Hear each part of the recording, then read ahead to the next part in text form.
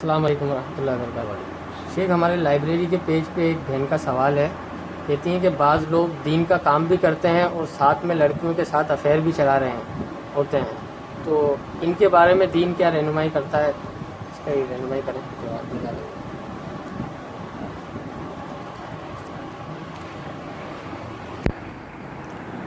یہ دور بہت پرفتن دور ہے نا۔ کسی بھی آدمی کو اپنے آپ کے لیے اس دور میں بچانا جو ہے بڑا مشکل ہے۔ اگر ہم احادیث کا مطالعہ کرتے ہیں تو ہمیں ایسی ایک حدیث ملتی ہے کہ نبی صلی اللہ علیہ وسلم نے فرمایا کہ آخری زمانے میں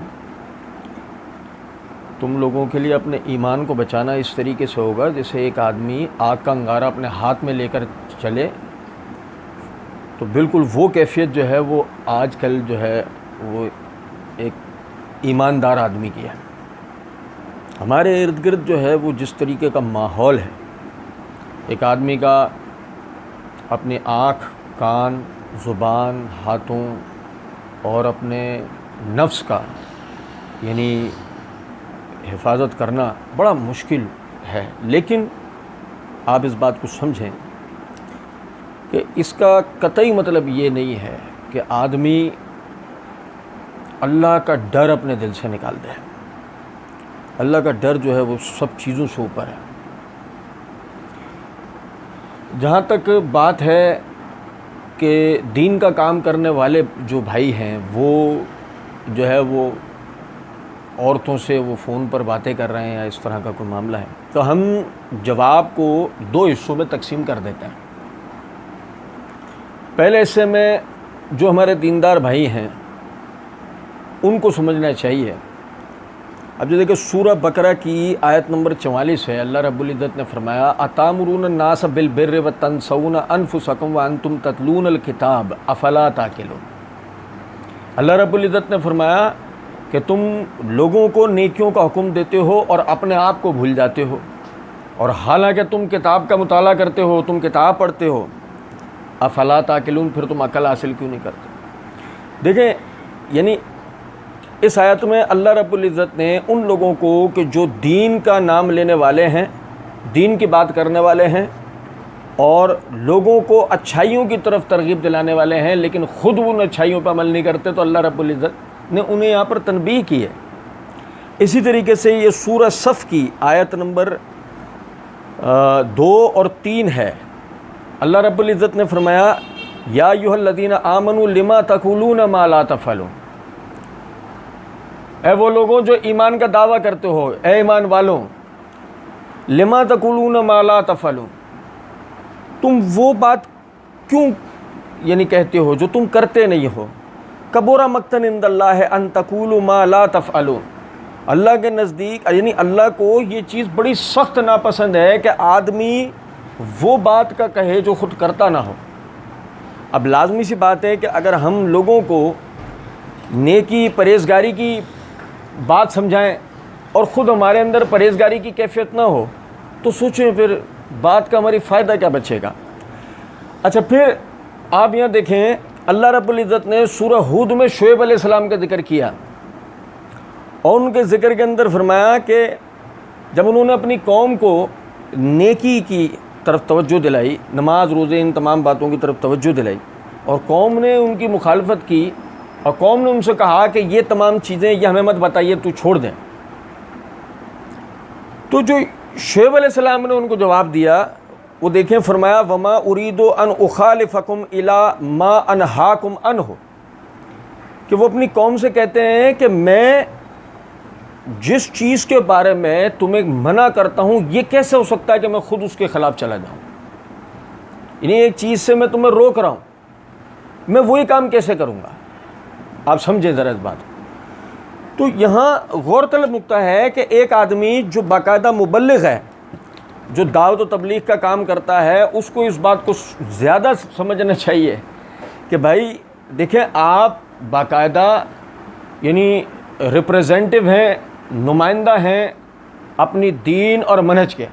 اگر مثال کے طور پہ آپ اپنی زبان، اپنی آنکھوں کی اپنی عصمت کی حفاظت نہیں کر سکتے، آپ اپنے اندر تقوی اختیار نہیں کریں گے، تو اگر آپ کسی کو یہ بات کہتے ہیں، کسی کو تقوی اختیار کرنے کا، زبان کی حفاظت کا، نظر کی حفاظت کا، کان کی حفاظت کا، ان باتوں کا اگر آپ کہتے ہیں تو وہ ہو سکتا ہے وہ پلٹ کر آپ کو یہ بات کہہ دے کہ آپ خود تو اس بات پہ عمل کرتے نہیں، تو اگر یہ اتنی اہمیت کا حامل بات ہوتی تو آپ پہلے اس پہ عمل کرتے نظر آتے نا۔ اب یہ دیکھیں کہ اسامہ بن زید رضی اللہ تعالیٰ عنہ فرماتے ہیں، یہ میرے ہاتھ میں صحیح مسلم ہے، اس صحیح مسلم کا کتاب الزہد ہے، کتاب الزہد میں امام نووی رحمۃ اللہ علیہ نے باب قائم کیا، باب عقوبۃ من یامر بالمعروف ولا یفعل وینہی عن المنکر ویفعلہ، اس آدمی کا بیان جو نیکی کا حکم دیتا ہو مگر خود نہ کرتا ہو، برائیوں سے روکنے کی بات کرتا ہو مگر ان برائیوں پہ خود عمل کرتا ہو، اس کے تحت حدیث نمبر 7351 ہے۔ اسامہ بن زید رضی اللہ تعالیٰ عنہ فرماتے ہیں کہ نبی صلی اللہ علیہ وسلم نے فرمایا، قیامت کے دن ایک شخص کو لا کر دوزخ میں ڈال دیا جائے گا، اس کے پیٹ کی آنتیں نکل پڑیں گی، وہ ان آنتوں کے ساتھ اس طرح گردش کرے گا جس طرح گدھا چکی کے گرد چکر لگاتا ہے، یعنی آنتیں اٹھائے اپنی ادھر سے ادھر چکر لگا رہا ہوگا۔ پھر جہنمی اس کے گرد جمع ہوں گے اور اس سے کہیں گے، اے فلاں آدمی، اے فلاں شخص، کیا تم وہ نہیں ہو جو ہمیں نیکی کا حکم دیتے تھے اور برائیوں سے روکتے تھے؟ تم وہی ہو نا؟ وہ شخص کہے گا، کیوں نہیں، میں نیکی کا حکم دیتا تھا اور خود وہ نیکیوں پہ عمل کرتا نہیں تھا، میں برائیوں سے روکتا تھا مگر خود وہ سارے برے کام کرتا تھا۔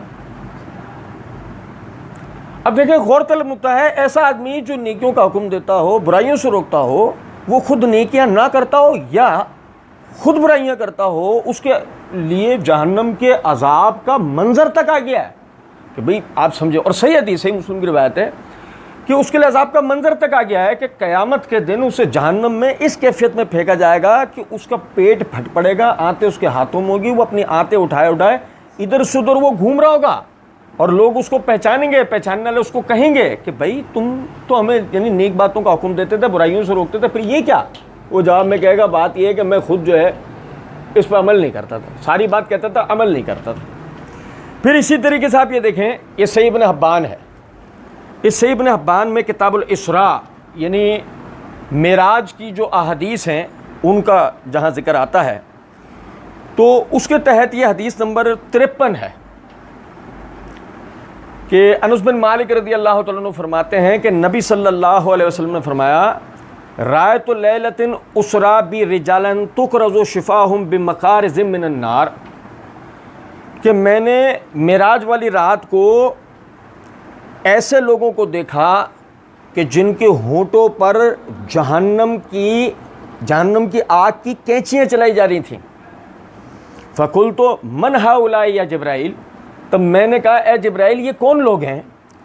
فقال الخطباء من امتک یامرون الناس بالبر وینسون انفسهم وهم یتلون الکتاب فلا یعقلون۔ جبرائیل علیہ السلام جواب میں کہیں گے، یہ آپ کی امت کے وہ خطیب حضرات ہیں کہ جو لوگوں کو نیکیوں کا حکم دیتے تھے اور خود اپنے آپ کو بھول جایا کرتے تھے، اور حالانکہ کتاب پڑھنے والے تھے جن میں کوئی عقل نہیں تھی، یعنی کتاب کی کوئی عقل نہیں تھی۔ بھئی کتاب کی عقل، بنیادی بات سمجھیں، کتاب کی عقل کا مطلب یہ ہے کہ آپ نے اگر دین کو پڑھنا سیکھنا، یعنی دین کو پڑھنا سیکھ لیا ہے، سمجھ لیا ہے، تو مطلب دین آپ کے لیے عمل کے لیے آیا، یہ محض بتانے کے لیے تو نہیں آیا، یہ تو عمل کے لیے آیا کہ آپ اسے پڑھو، سمجھو اور اس کے اوپر عمل کرو۔ لیکن اگر آپ ایسا نہیں کرتے تو لازمی سی بات ہے کہ کسی اور چیز میں نقصان ہو یا نہ ہو، کم از کم آپ جو ہے وہ کل قیامت کے دن اللہ کیا جواب دیں ہوں گے اس بات کے، اور اگر آپ کے پاس بتانے کے لیے کوئی عذر نہیں ہوا تو آپ جہنم میں داخل کیے جائیں گے، جس کی کیفیت ان دو حدیثوں میں بتائی گئی۔ پیٹ پھاڑ کے آنتریاں باہر آ گئی ہیں، انہیں لیے گھوم رہا ہے، باقاعدہ اس کے ہونٹوں کو جہنم کی آگ کی کینچیوں سے کاٹ دیا گیا۔ یہ معراج کی رات نبی صلی اللہ علیہ وسلم نے دیکھا، اور باقاعدہ الفاظ ہیں، الخطباء من امتک یامرون الناس بالبر وینسون انفسهم، کہ حضرت یہ آپ کی امت کے وہ خطیب حضرات ہیں، وہ دین بیان کرنے والے حضرات ہیں جو خود تو جو ہے دین کو بتایا کرتے تھے مگر اس جو اپنے بتائے ہوئے نیک اعمال اس پر عمل نہیں کرتے تھے، اپنے بتائے ہوئے برے اعمالوں سے بچتے نہیں تھے۔ اسی طریقے سے یہ آپ دیکھیں،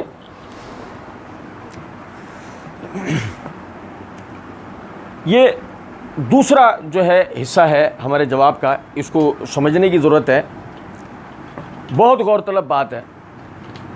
دیکھیں اللہ رب العزت نے سورہ آل عمران کے اندر فرمایا یا ایھا الذین آمنوا ادخلوا فی السلم کافۃ ولا تتبعوا خطوات الشیطان انہ لکم عدو مبین. اے ایمان والوں اسلام کے اندر پورے داخل ہو جاؤ, شیطان کے راستے کی پیروی نہ کرو, وہ تمہارا کھلا دشمن ہے. دیکھیں اس آیت سے بات پتہ لگی اگر ایمان والوں کا کوئی حقیقی ازلی ابدی دشمن ہے تو وہ ابلیس کسی حال میں ایمان والے کو نہیں چھوڑے گا, اسے ایمان کے اوپر رہنے نہیں دے گا, یہ بات طے شدہ ہے. ایمان والے کا اس سے مقابلہ یہ ہے کہ وہ کوشش کرے اس بات کی کہ پورے دین کے اوپر اپنی استطاعت کے مطابق عمل کرے.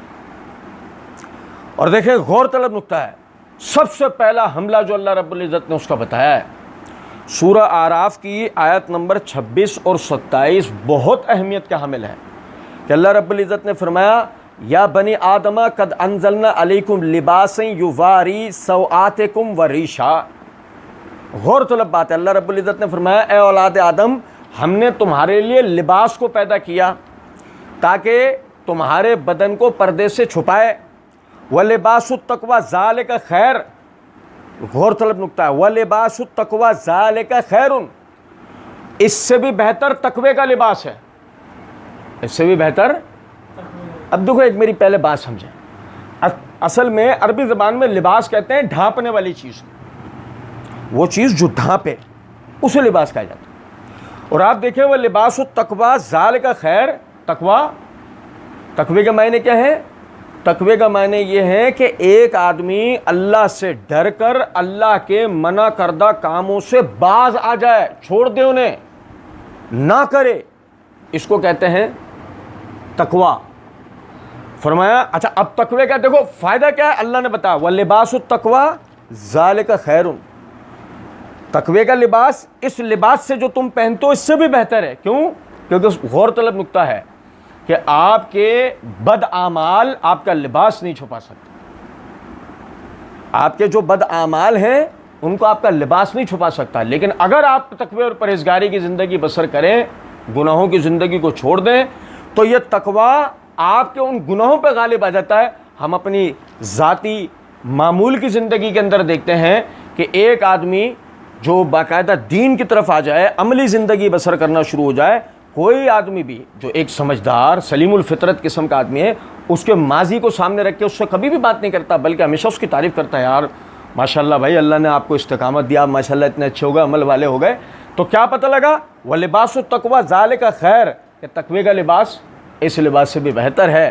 ذَلِكَ مِنْ آیَاتِ اللَّهِ لَعَلَّهُمْ يَذَّكَّرُونَ, یہ اللہ کی نشانیوں میں سے ہے تاکہ لوگ اس کا ذکر کریں, تاکہ لوگ اس کو یاد رکھیں. اب دیکھیں اس آیت میں پہلا اللہ نے جو بات فرمائی ہے, پہلی نصیحت جو دی ہے وہ کیا ہے, اے آدم کے بیٹوں تمہارے لیے ہم نے لباس کو اتارا ہے, یعنی بے لباسی آدم کے بیٹے کے لیے جائز نہیں ہے. پھر فرمایا لباس التقویٰ خیر من ذالک, اور جو تقوی کا لباس ہے وہ اس سے بہتر ہے, یعنی کہ ایک آدم کے بیٹے کو محض اپنے آپ کو ظاہری طور پر با لباس نہیں بنانا, بلکہ اس نے اپنے اوپر تقوی کی چادر اڑنی ہے, اپنے آپ کو گناہوں سے بچانا ہے, اپنی آنکھوں کو, کانوں کو, زبان کو, ہاتھ کو, پیر کو, شرمگاہ کو, ہر چیز کو گناہوں سے بچانا ہے. اب دیکھو آگے کیا فرمایا, یا بنی آدم آیت نمبر 27, یا بنی آدم لا یفتننکم الشیطان کما اخرج ابویکم من الجنۃ. بڑی ہی عظمت والی آیت ہے اگر ہم غور کریں تو. فرمایا یا بنی آدم, اے آدم کے بیٹو, لا یفتننکم الشیطان کما اخرج ابویکم من الجنہ, شیطان تمہیں اسی طریقے سے آزمائش میں مبتلا نہ کر دے, فتنے میں مبتلا نہ کر دے جیسے تمہارے باپ کو فتنے میں مبتلا کر کے جنت سے نکلوا دیا تھا. ینزع عنہما, باہر کروا دیا ان کو اس سے, ینزع عنہما لباسہما, ان سے ان کا لباس چھنوا لیا گیا, یعنی اس نے چھنوا لیا. لیریہما سوآتہما, آگے کیا ہے تمہیں یہ الفاظ ہے نا کہ ان کا جنت کا لباس ان سے چھین لیا گیا, تو انہوں نے جنت کے پتوں سے اپنے آپ کو ڈھانپنا شروع کرا, کیونکہ انسان کی اصل میں حیا رکھی گئی ہے. رسول اللہ صلی اللہ علیہ وسلم کی حدیث ہے نا, تیرے اندر سے حیا ختم ہو جائے اس کے بعد تیرا جو دل کرے وہ تو کرتا پھر. تو انسان کی اصل میں حیا ہے, وہ لباس جنت کا ان سے لے لیا گیا، وہ اپنے آپ کو جنت کے جو پتے ہیں ان سے انہوں نے اپنے آپ کو ڈھانپنا شروع کیا۔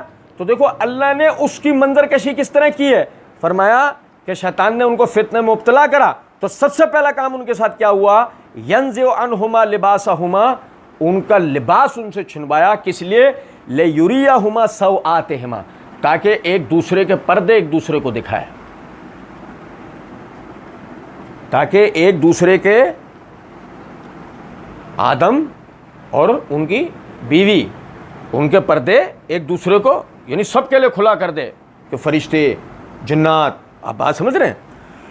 فرمایا انہ یراکم ہوا وقبیلہ من حیث لا ترونہم، اللہ نے فرمایا ابلیس اور اس کے قبیلے کے لوگ یعنی جنات، خبیث قسم کے جنات، انہ یراکم، وہ تمہیں دیکھتے ہیں، من حیث لا ترونہم، وہاں سے جہاں سے تم انہیں نہیں دیکھ سکتے، وہاں سے جہاں سے تم انہیں نہیں دیکھ سکتے، انا جعلنا الشیاطین اولیاء للذین لا یؤمنون، اور بے شک کہ ہم نے شیاطین کو دوست بنایا ان لوگوں کا جو ایمان نہیں رکھتے۔ اب دیکھیں اس آیت میں اللہ رب العزت نے یعنی واضح طور پہ بات کی کہ آدم کے بیٹوں، شیطان تمہیں فتنے میں مبتلا نہ کرے جیسے اس نے تمہارے باپ کو فتنے میں مبتلا کیا۔ اور آپ دیکھیں غور طلب نکتہ ہے، کیا ہوا تھا، ایک ایسی چیز جس کا کھانا حلال ہے، بظاہر جنت کی ایک چیز جس کا کھانا حلال ہے، آپ دیکھیں کہ اللہ رب العزت نے آدم علیہ السلام کو اس کے کھانے سے منع کیا۔ آدم علیہ السلام نے ابلیس کے وسوسے میں آ کر اس کو استعمال کر لیا، جس کے نتیجے میں ان کا پردہ بدن ان سے یعنی ان کا لباس ان سے چھین لیا گیا، انہیں جنت سے باہر نکال دیا گیا۔ اب غور طلب نکتہ ہے، آپ دیکھیں ایک ایسا حرام کام کہ جس کے کرنے کا اللہ نے منع کیا، ابلیس نے اس کے ذریعے جو کام کروایا وہ یہ کہ ایک ان سے اللہ کے منع کردہ کام پہ بھی عمل کروایا اور نتیجتاً ان کو ایک دوسرے پر بے پردہ بھی کیا۔ اور آپ سمجھیں کہ ابلیس اب بھی سب سے پہلا جو کرنا چاہتا ہے نا کام، وہ یہی کرنا چاہتا ہے۔ دیکھو ایک بات سمجھو، آپ انسان کے اصل میں حیا ہے، ورنہ آپ دیکھیں نا گدھے گھوڑے کتے بلی اور انسان میں فرق کیا ہے۔ اگر مثال ہے ایک گدھا، ایک گھوڑا، ایک کتا، ایک بلی، وہ اپنے صنف کے دیگر جانداروں سے نظر بازی کر لیتے ہیں، یا مثال کے طور پر وہ ان سے کسی بھی طرح کے کلام کر لیتے ہیں، اور وہی بات اگر انسان کرنا شروع ہو جائے تو انسان میں اور حیوان میں فرق کیا بچا؟ انسان کے اخلاق اور آداب اسلام کے ذریعے اللہ رب العزت نے اسے سکھائے، اور اگر مثال کے طور پہ وہ اس پہ عمل کرتا ہے تو وہ انسان کہلانے کے لائق ہے، اور اگر وہ اس کے اوپر عمل نہیں کرتا تو آپ خود ہی بتا دیں کہ اس میں اور جانوروں میں فرق کیا بچتا ہے۔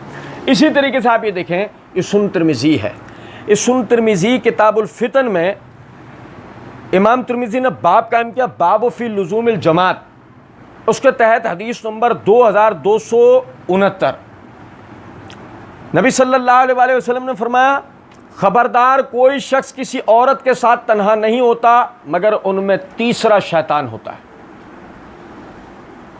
کوئی مرد کسی عورت کے ساتھ، کوئی عورت کسی مرد کے ساتھ تنہا نہیں ہوتی، تیسرا شیطان ہوتا ہے۔ کیا مطلب ہے اس بات کا، کہ اگر مثال کے طور پر آپ نے کسی عورت کے غیر محرم عورت کے لیے کوئی اس طرح کا آپ نے ذہن بنا رکھا ہے، نہیں جی میں تو اس نظر سے نہیں دیکھتا، نہیں جی میرا تو مقصد اس طرح سے بات کرنے کا نہیں ہوتا، نہیں بھائی میں تو نہیں، ایسا نہیں، آپ کا مقصد آپ نہیں، آپ کے ساتھ جو ہے نا، جو آپ کے ساتھ بیٹھا ہوا ہے یعنی ابلیس شیطان، وہ کب آپ کے مقصد کو بدل دے آپ کو پتہ بھی نہیں لگے گا۔ اس کو دیکھو ایک اور طریقے سے، میں اس کی آپ کو ایک مثال سمجھاتا ہوں۔ یہ میرے ہاتھ میں صحیح بخاری ہے، اس صحیح بخاری میں ابواب المظالم والقصاص کے تحت امام بخاری رحمۃ اللہ علیہ نے باب قائم کیا، باب اذا ہدم حائطا فلیبین مثلہ، اس کے تحت حدیث نمبر 2482 ہے۔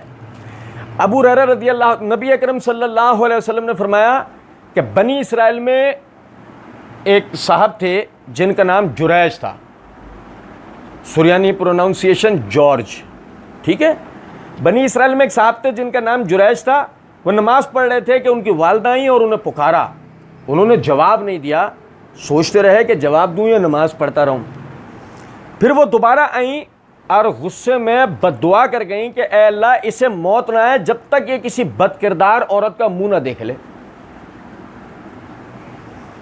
जुरैज अपने इबादत खाने में रहते थे। एक औरत जो जुरैज के इबादत खाने के पास अपने मवेशी चराया करती थी और फाहिशा किस्म की, बदकार किस्म की औरत थी, उसने यानी एक जहन बनाया जुरैज के लिए कि इसको फितने में डाले बगैर ना रहूँगी। मैं पूरे बनी इसराइल के अंदर जुरैज से ज़्यादा तकवे वाला, परहेजगार, अल्लाह का वली आदमी कोई ना था। उस औरत ने जहन बना लिया कि मैं इसको फितने में डाले बगैर ना छोड़ूंगी। अब मुझे आप बताएं, एक बात समझें नुक्ते की, वो उस औरत को ऐसी क्या लाहक हुई बात, ऐसा क्या हुआ उसके साथ? कुछ भी नहीं। बस एक आदमी अपनी नेक नामी में मशहूर हो रहा है और उसकी नेक नामी में कोई उसकी बराबरी करने वाला नहीं है। अब देखो, समझो जरा इस बात को, उस औरत को शैतान ने उसकी नेक नामी में ही उसके दिल में हसद डाल दी कि ये आदमी अपनी नेक नामी में, दीन के काम में या इसमें उसमें ये मशहूर हो रहा है। नहीं, ये कैसे औरत के दिमाग में डाली, नहीं इसके खिलाफ कुछ होना चाहिए। तो औरत क्या कहती है, मैं इसको फितने में डाले बगैर नहीं छोड़ूंगा। आप देखें जरा बात।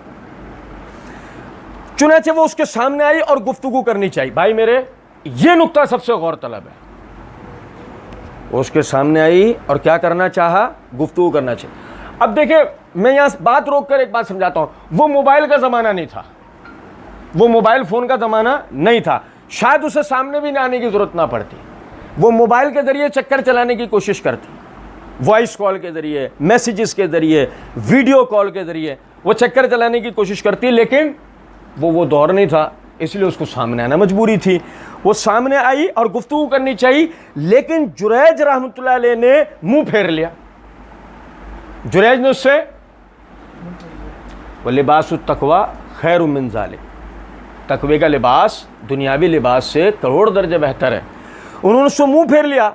अब ये तो गुस्से में भर गई, ये क्या हुआ?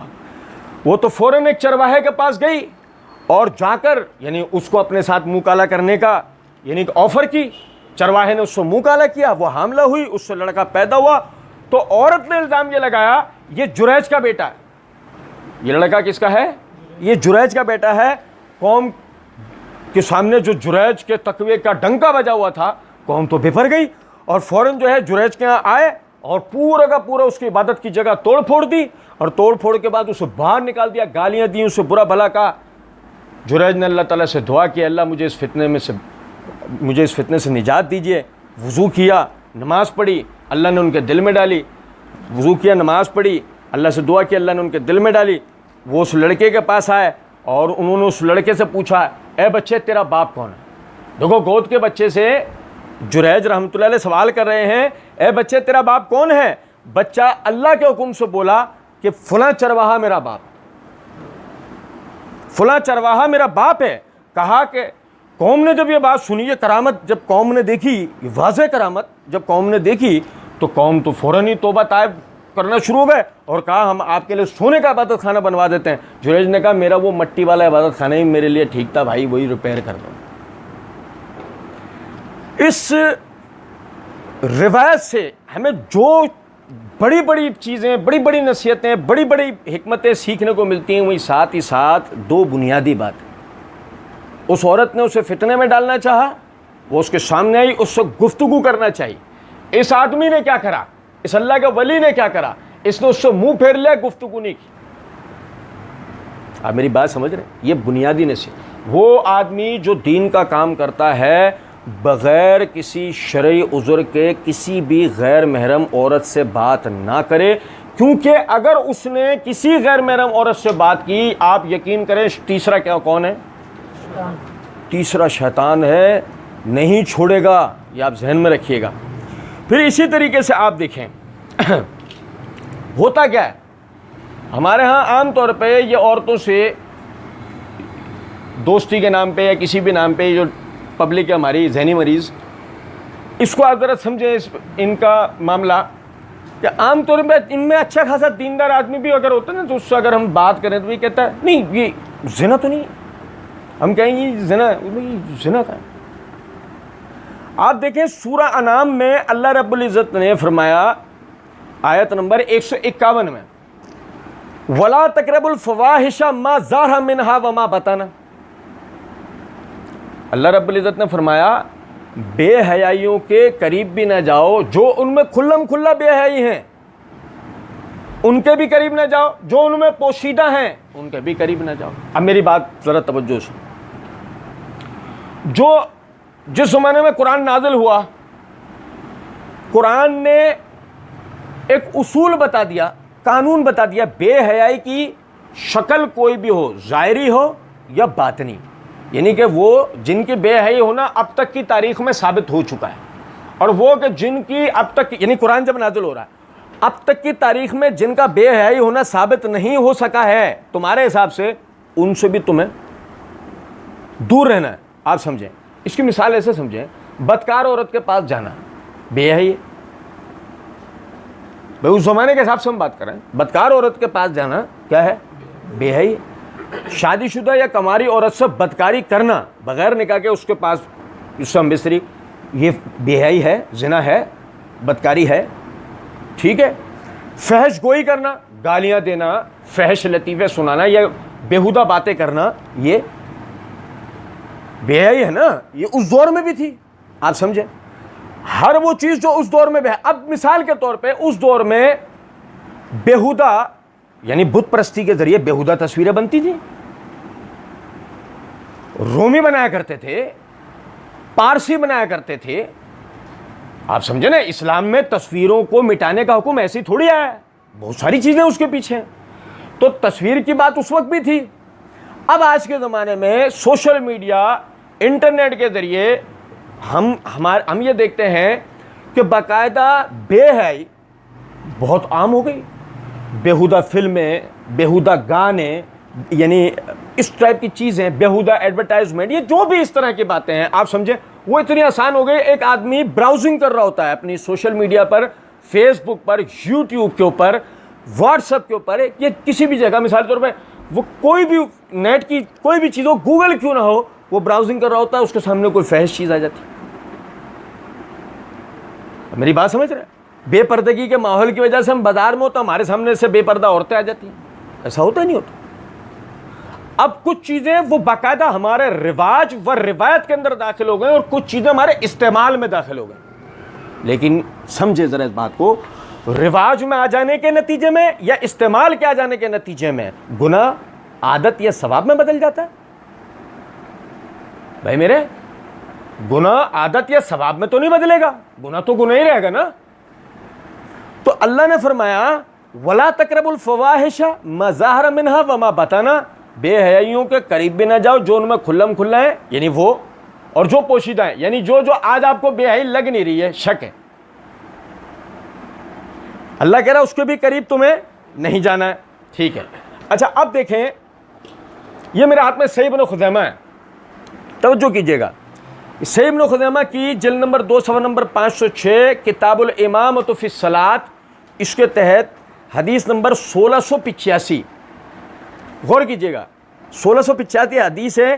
نبی صلی اللہ علیہ وسلم نے فرمایا ان المراۃ عورۃ، بھائی بہت اہم بات ہے، ان المراۃ عورۃ فاذا خرجت استشرفها الشیطان، عورت مکمل کی مکمل پردہ ہے۔ کیا فرمایا نبی صلی اللہ علیہ وسلم نے؟ ان المراۃ عورت، عورت مکمل کیا ہے؟ پردہ ہے۔ فاذا خرجت، جب وہ نکلتی ہے، استشرفها الشیطان، شیطان تاک لگا کے بیٹھ جاتا ہے۔ شیطان تاک لگا کے کیا مطلب ہے؟ عورت کا مسئلہ نہیں ہے، آپ سمجھیں، عورت یا مرد کا مسئلہ نہیں ہے، مسئلہ کس کا ہے؟ شیطان، اور مسئلہ ہے آپ کی لاپرواہی کا۔ جب کیا حدیث میں فرمایا، جب ایک عورت اور مرد تنہا ہو تو تیسرا کون ہے؟ سوال ہی نہیں پیدا ہوتا شیطان نہ ہو، اور جب شیطان ہوگا تب بیٹھ کے ٹائم ضائع کرتا رہے گا۔ مثال طور پہ اس نے اس سے کہا تمہارے یہاں کیا پکا ہے، اس نے کہا ہمارے یہاں آلو پکے ہیں، شیطان بیٹھ کے یہ ساری ذہنی مریضوں والی گفتگو سنتا رہے گا؟ یہ تو ممکن ہی نہیں ہے نا۔ لازمی سی بات ہے کہ شیطان وہ کروا رہا ہے ان سے جو انہیں کرنا چاہیے۔ غیر محرم عورت اور مرد کو آپس میں بغیر کسی ضرورت کے، شرعی ضرورت کے بات کرنا، ابھی ہم پڑھیں گے انشاءاللہ، شریعت میں منع اور زنا ہے یہ، آپ سمجھیں.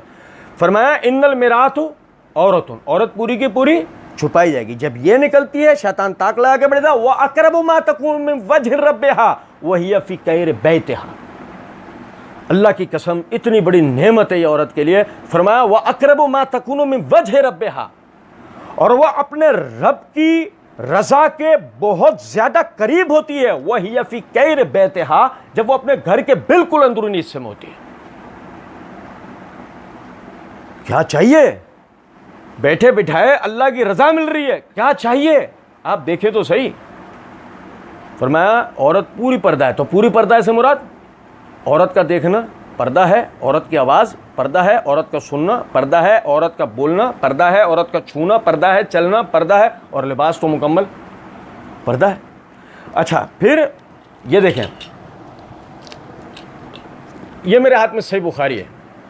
اس صحیح بخاری میں امام بخاری رحمۃ اللہ علیہ نے کتاب الجہاد میں باب قائم کیا، باب من اکتتب فی جیش. اس کے تحت حدیث نمبر 3006 ہے.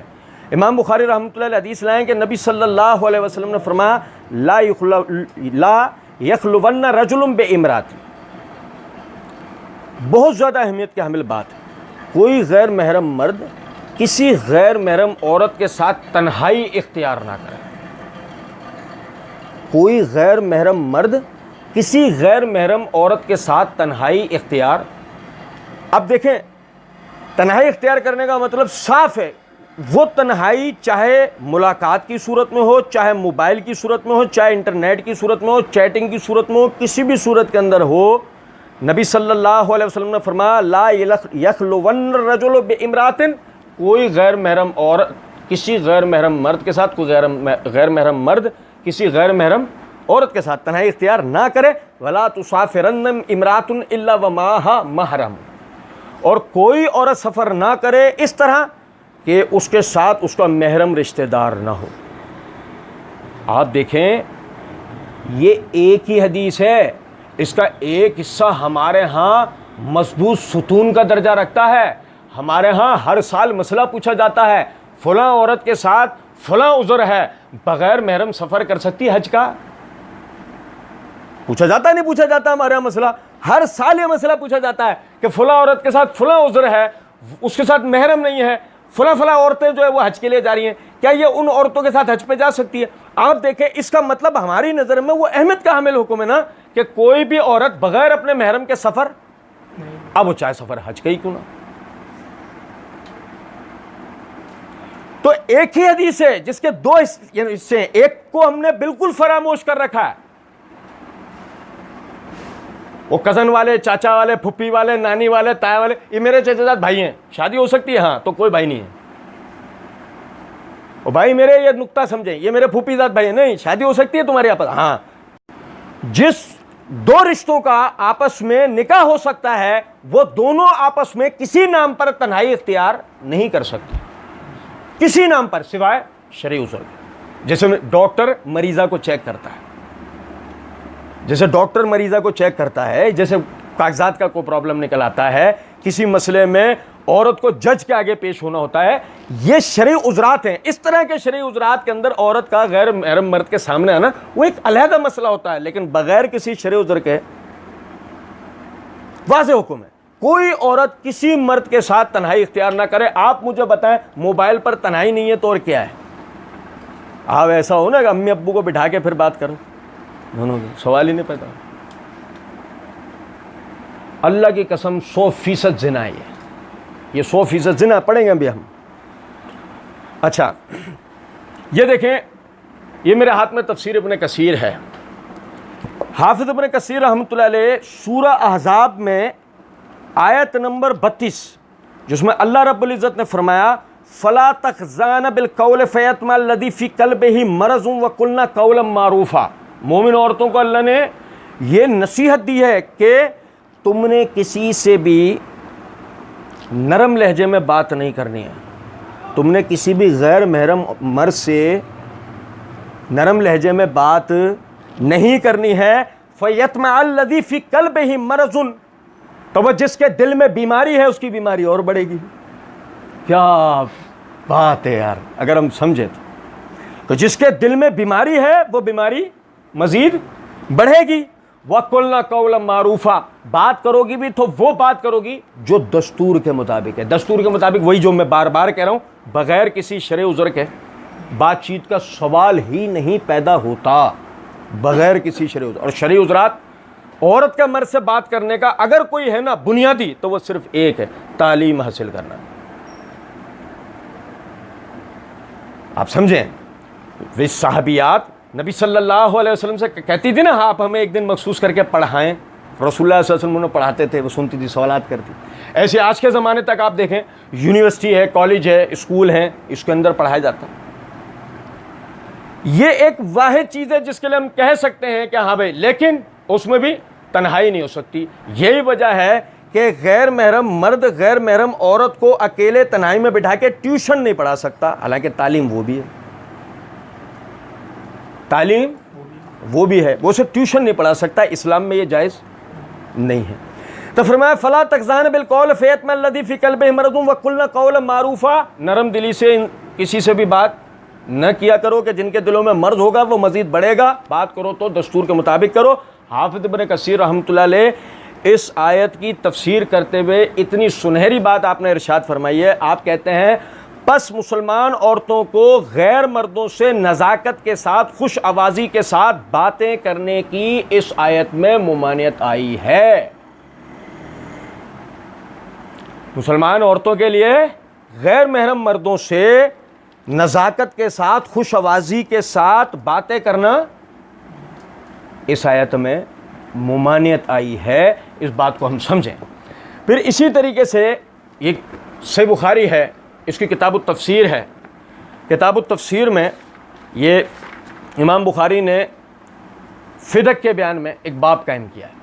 اس باب کے تحت حدیث نمبر 4750 ہے. بھائی دیکھیں ذرا غور کیجیے گا, جو آیت ہم نے پڑھی اس میں اہل ایمان عورتوں نے کس طریقے سے عمل کیا, ایک ہی واقعہ آپ کو بتا دے گا. لیکن پہلے میں آپ کو واقعے کا ہلکا سا پس منظر بتاتا ہوں, اس سے آپ کو بات کی اہمیت کا اندازہ ہوگا. نبی صلی اللہ علیہ وسلم ایک غزوے سے لوٹ رہے تھے. راستے میں ایک جگہ پر آپ نے ایک مقصد سے پڑاؤ کیا. عائشہ صدیقہ رضی اللہ تعالی عنہا اپنے ہودج سے اتر کے قضاء حاجت کے لیے ایک طرف چلی گئیں. جتنی دیر میں واپس پلٹ کر آئیں اتنی دیر کے اندر قافلہ پورا کا پورا آگے کی طرف سفر کر چکا تھا. چونکہ حضرت عائشہ کمزور بہت تھیں تو اونٹ کو اٹھانے والوں اور چلانے والوں خادموں کو ایسا لگا کہ آپ ہودج میں ہی ہیں, تو قافلہ چل پڑا. اب جب قافلہ چل پڑا تو عائشہ صدیقہ رضی اللہ تعالی عنہا جب واپس پلٹی, دیکھا وہاں تو کوئی بھی نہیں. آپ کی عمر بھی کم تھی, بمشکل آپ کی عمر 11-12 سال ہوگی. اب آپ بیابان کے اندر تنہا, اور وہ زمانہ کہ ابھی اسلام کو وہ عروج حاصل نہیں ہوا تھا, آپ سمجھیں. اچھا, عربوں کے دستور کے مطابق قافلے کے آگے ایک بڑے فاصلے پر ایک ہادی خواں چل رہا ہوتا تھا جو رستہ دکھاتا تھا, ایک گائیڈ, اور ایک قافلے کے پیچھے چل رہا ہوتا تھا کہ جس کے چلنے کا مقصد یہ ہوتا تھا کہ قافلے کے پیچھے اگر کوئی رہ گیا ہو تو وہ اس کو لے کے اپنے ساتھ چلے اور قافلے سے جا ملائے. تو آپ سمجھیں صفوان بن المعطل السلمی رضی اللہ تعالی عنہ وہ قافلے میں پیچھے آ رہے تھے, یعنی وہ پیچھے تھے. اب دیکھیں باقاعدہ روایت کے الفاظ یہ ہیں کہ رات کا آخری حصہ تھا. آپ پس منظر سمجھیں, عمر کا کم ہونا یہ بڑا اہمیت رکھتا ہے. رات کا آخری حصہ, بیابان کی رات, ریگستان کی رات, چھوٹی عمر کی لڑکی ہو اور بیابان کی رات کا آخری پہر, سوچیں کیفیت کس قسم کی ہے. اس میں تو آدمی اچھا آدمی مدد کے لیے پکارنا شروع ہو جاتا ہے. میرے بھائی ایسا ہے یا نہیں؟ آپ دیکھیں وہ کہتے ہیں کہ میں جب کوئی نہ نظر آیا تو میں اس مقام پر ہی لیٹ کے سو گئی. صفوان پیچھے سے آ رہے تھے, ان کو دور سے حویلا, اندھیرے میں حویلا دکھتا ہے نا, کوئی کھڑا ہو بیٹھا ہو لیٹا ہو, حویلا چاند کی روشنی وغیرہ میں حویلا تو دکھتا ہے نا, ان کو دور سے حویلا سا نظر آیا.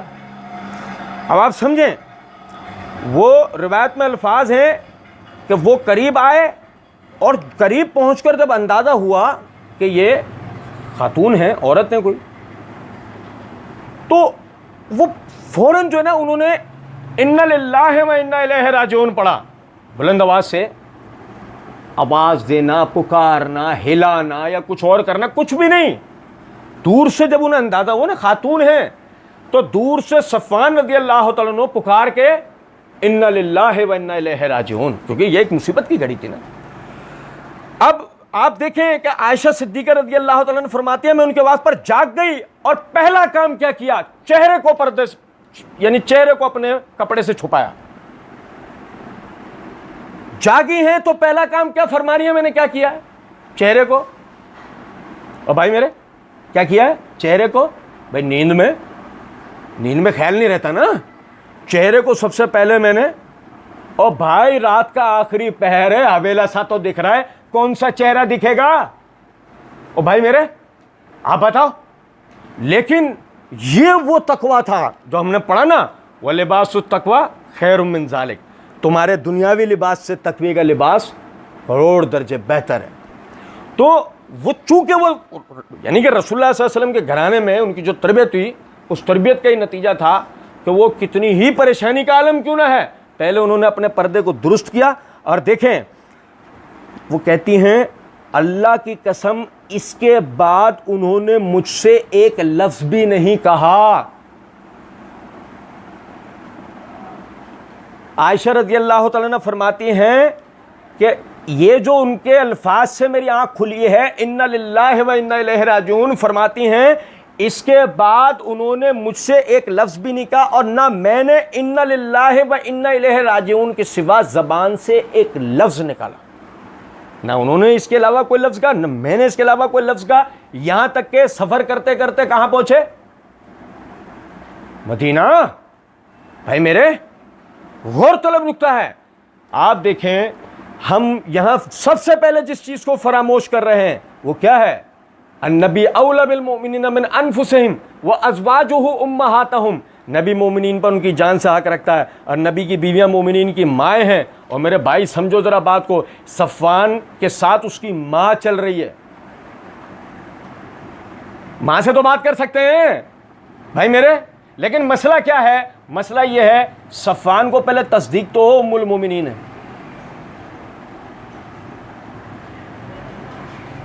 اس معاملے میں اِنَّ لِلَّهِ وَإِنَّا إِلَيْهِ راجعون پڑھنے کے سوا دونوں نے آپس میں کوئی ایک لفظ کی بھی بات کی. یہاں تک کہ کہاں پہنچ گئے، مدینہ گھر کو پہنچ گئے، رستے میں کوئی بات. یہ دلیل ہے اس بات کی مسلمان عورت کی آواز کا غیر محرم سے پردہ ہے. اور آپ دیکھیں یہ میرے ہاتھ میں مسند احمد ہے، اس کی جلد نمبر 9 صفحہ نمبر 325. یہ مسند البصریین یعنی کہ بصری جو صحابہ صحابیات کے جو مسند ہے اس میں یہ روایت ہے ام عطیہ رضی اللہ تعالی عنہا کے حوالے سے، حدیث نمبر 21079. ام عطیہ رضی اللہ تعالیٰ عنہ فرماتی ہیں کہ میں نبی علیہ السلام سے بیعت کرنے والوں میں شامل تھی. نبی علیہ السلام نے ہم سے بیعت لیتے وقت جو شرائط عائد کیں ان میں ایک شرط یہ بھی تھی کہ مرنے والوں پر ماتم نہیں کرنا ہے اور اپنے محرم کے سوا کسی غیر مرد سے بات نہیں کرنی ہے. بھائی میرے کیا بیعت لیے مسلمان ہوتے وقت کہ ایک تو مرنے والے پر ماتم نہیں کرنا ہے اور دوسرا اپنے محرم کے سوا کسی غیر محرم سے بات بغیر کسی شرعی عذر بات نہیں کرنی ہے. یہاں ہو سکتا ہے کہ اس ویڈیو کے دیکھنے والے کسی بھائی کے ذہن میں خیال آیا کہ بھائی غسان بن ربیع راوی اس کی سند کے اندر جو ہے اس کے اوپر کلام ہے. میرے بھائی اسی لیے میں نے پہلے صحیح بخاری کی روایت واقعہ افق والی پڑھی ہے کہ عائشہ صدیقہ رضی اللہ تعالیٰ عنہ نے ایک لفظ بھی ان سے نہیں کہا. یہی اللہ رب العزت نے سورہ احزاب کے اندر حکم دیا اور اس روایت نے مزید وضاحت کر دی کہ بغیر کسی شرعی عذر کے. اچھا اور پھر اسلامی تاریخ ہمارے سامنے پوری کی پوری میرے بھائی گواہ ہے.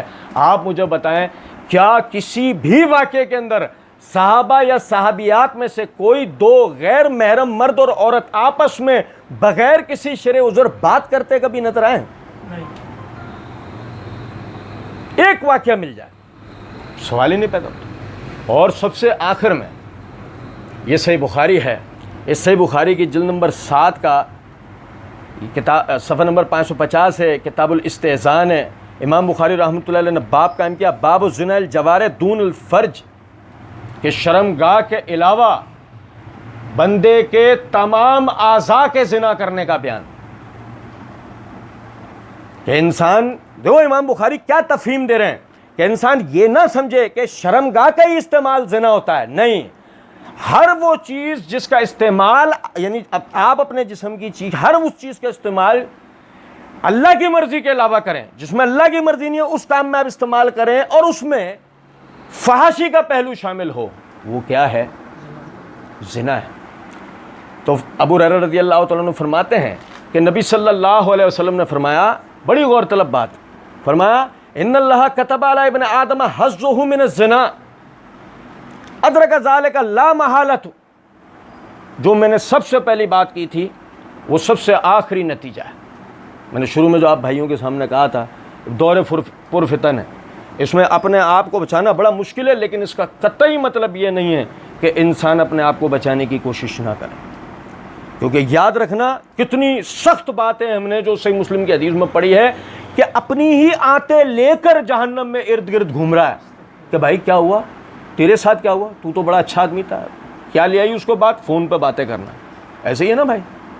آپ دیکھیں فرمایا ان اللہ کتب علی ابن آدم حظہ من الزنا ادرک ذلک لا محالۃ، اللہ تعالیٰ نے آدم کے تمام بیٹوں کے لیے زنا کا ایک حصہ لکھ دیا ہے، جس میں سے کسی نہ کسی کا تو لا محالہ وہ شکار ہوگا، وہ کسی ایک تک تو لازمی جائے گا، شیطان اسے، کیونکہ دیکھو نا پہلی بات ہم نے کیا سمجھی، شیطان پہلا کام کیا کروانا چاہتا ہے، ایک دوسرے کے پردے کو ایک دوسرے سے ہٹانا چاہتا ہے، تو اسی لیے فرمایا کہ کوئی کچھ بھی صحیح، شیطان کسی ایک طرف تو لازمی اس کو زنا کے لے کے جائے گا۔ تو نبی صلی اللہ علیہ وسلم نے تنبیہ دیتے ہوئے فرمایا کہ کہیں تمہیں شیطان لے جا رہا اور تم سمجھ بھی نہ پاؤ، فرمایا اللہ تعالیٰ نے انسانوں کے معاملے میں یعنی فرمایا کہ بس آنکھ سے غیر محرم کا دیکھنا یہ آنکھ کا زنا ہے، فرمایا آنکھ سے غیر محرم کا دیکھنا یہ آنکھ کا زنا ہے، زبان سے کوئی ایسی بات کرنا یہ زبان کا زنا ہے، دل میں کسی ایسی خواہش یا آرزو کا رکھنا یہ دل کا زنا ہے، فرمایا شرمگاہ اس کی خواہشات اس کے اعمال کو سچا یا جھوٹا ثابت کرتی ہے، یعنی اگر وہ اپنی شرمگاہ کا استعمال پھر اس کے لیے کر لینا تو نتیجتاً ثابت ہو گیا اس نے اپنے گناہ پہ خود سگنیچر کر دی، اسے توبہ کی بھی توفیق شاید اب مل پائے، شاید۔ تو میرے بھائی اس بات کو سمجھیں، کسی گمان میں نہ رہیں کہ نہیں جی فون پہ بات کرنا یہ زنا نہیں ہے، کسی غیر محرم عورت سے ملاقات کرنا یہ زنا نہیں ہے، نہیں بھائی جان یہ زنا ہے، جہاں دو مرد اور عورتیں ہیں تو تیسرا ٹائم پاس نہیں کرے گا تمہاری طرح، بیٹھ کر اپنا کام کرے گا، وہ ٹائم پاس نہیں کرے گا آپ کی طرح، وہ آپ کی طرح ذہنی مریض نہیں ہے، وہ کیا کرے گا، وہ بیٹھ کر اپنا کام کرے گا، اور وہ کیا کام کرے گا، وہ آخر کار کرامن کاتبین کے ہاں آپ کو زانی لکھوائے گا، کہ کرامن کاتبین ایک مسلمان کو کیا لکھ رہے ہوں گے، زانی۔ اس لیے اس بات کو سمجھیں، عام آدمی ہو یا خاص آدمی ہو، اپنے آپ کو اس لڑکی بازی سے بچائے، نظر بازی سے، سما بازی سے بچائے، آنکھوں کا ناجائز استعمال کرنا، کانوں کا ناجائز استعمال کرنا، فون پر باتیں کرنا ہے ویسے باتیں کرنا، اس سے خود کو بچاؤ۔ یقین کرو پچھلے دنوں آپ کو یاد ہوگا زنا سے توبہ والے جو ہم نے جو نصیحت تھی اس کے اندر ہم نے اس بات کو پڑھا تھا کہ بعض دفعہ نا ہم جن گناہوں کو حقیر سمجھ رہے ہوتے ہیں وہ ہمیں ہلاک کروا دیتے ہیں، جیسے کہ پچھلے دنوں یعنی مسعود الحمیدی کے حوالے سے ہم نے پڑھا تھا کہ انس بن مالک رضی اللہ تعالیٰ عنہ فرماتے ہیں کہ بعض وہ گناہ کہ جن کو تم حقیر سمجھتے ہو وہ تمہیں اللہ کی بارگاہ میں ہلاک کروا دیتے ہیں۔ تو مقصد عرض کرنے کا یہ ہے کہ اس بات سے مطلب ہمیں ڈرنا چاہیے کہ ہم جن گناہوں کا حقیر سمجھ رہے ہیں کہیں ایسا نہ ہو کہ ان میں ہمیں توبہ کی توفیق بھی اللہ رب العزت نہ دے اور اسی کے اندر جو ہے پھر ہم ہلاک کر دیے جائیں، اسی میں ہماری موت آ جائے۔ کل قیامت کے دن یقین کریں جہنم میں پہنچانے کے لیے یہ چھوٹی موٹی باتیں بھی جو نا کافی ہو جائیں گی. تو اللہ رب العزت سمجھنے اور عمل کرنے کی توفیق دے. وما علینا الا البلاغ.